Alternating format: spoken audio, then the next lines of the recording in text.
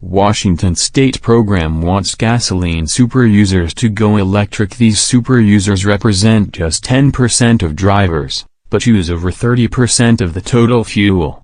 Can they be persuaded to switch to EVs? For most of us, using a vehicle that burns gasoline as a fuel is just a normal part of life. We go to work, we go to the grocery store, we do the school run, and that's mostly it. But there are other drivers, and electrification non-profit culture calls these gasoline superusers, who take things to another level entirely.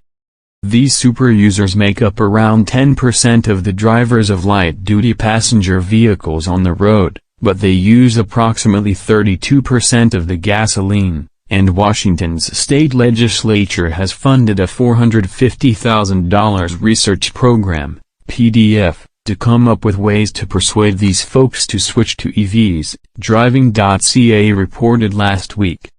The average superuser is typically motoring around in a truck or an SUV and lives in a rural area.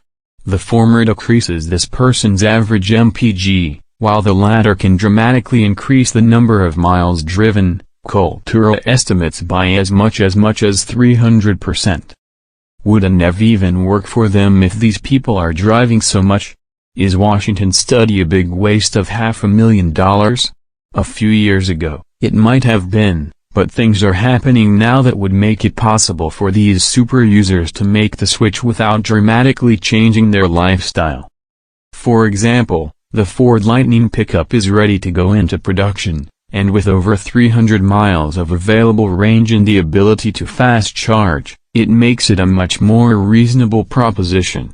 Plus, given the relatively high cost of full-size trucks, the F-150 is comparable